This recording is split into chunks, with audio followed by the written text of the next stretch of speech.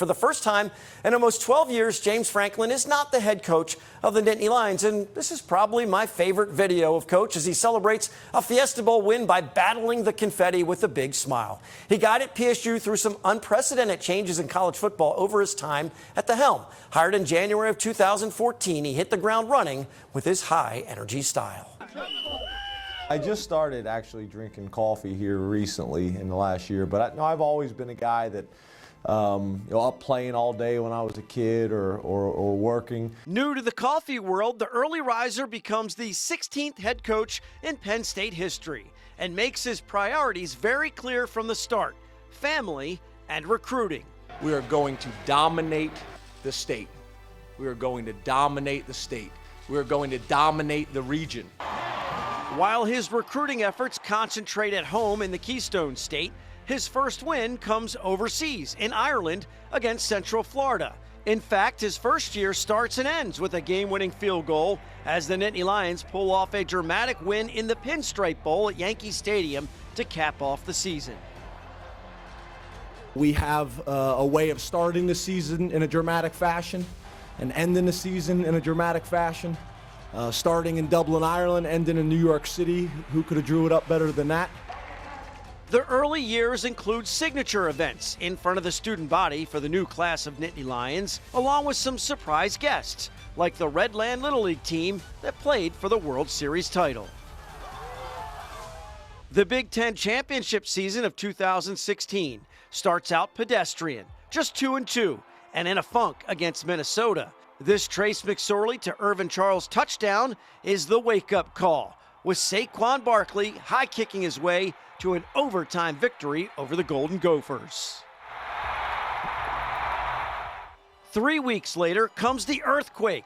Marcus Allen blocks the Buckeyes' field goal attempt. Grant Haley scoops it up for a return for the ages. He falls into the end zone, and Penn State has the best and most memorable win of the James Franklin era.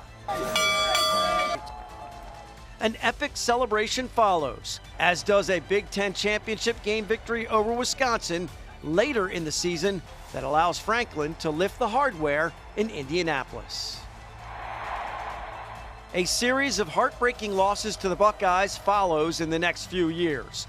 Barkley returns the opening kick for a touchdown, but they can't hold a 3-score lead in Columbus in 2017.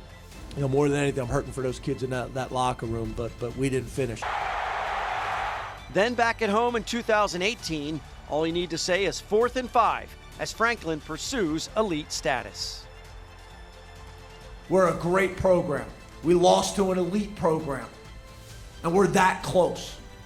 We have gotten comfortable being great.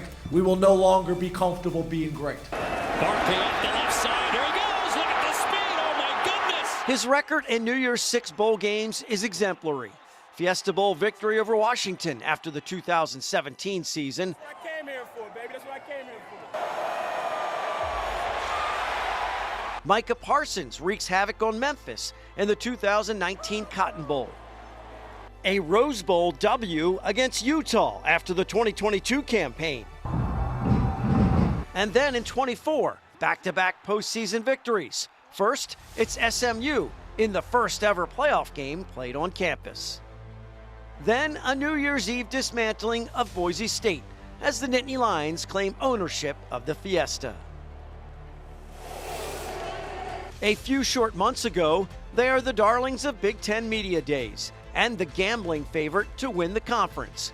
Franklin goes all in by telling everyone this is the most complete roster he's ever had from top to bottom, including the coaching staff, even without his pocket aces, Abdul Carter and Tyler Warren.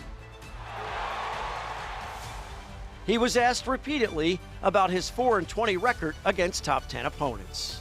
There is complete recognition and embracing what we got to do and where we got to go. And the best part about it, your question, is we're in total control of it, right? If we want the narrative to change, we got an opportunity to change it. We want people to shut up. We can shut them up real easy. So we embrace it all. The crushing setback as the home favorite versus Oregon proves it's easier said than done. a series of game day gaffes at UCLA, and then home versus Northwestern sealed his fate. And now there's a vacancy sign hanging on the door of his office as they look for a permanent replacement. Many of his current and former players and coaches have publicly expressed their love and support. Penn State fans appreciate his efforts, but are confident he's reached his peak at PSU. His services will be in high demand, and his numerous accomplishments are now part of the rich tradition of winning in Happy Valley.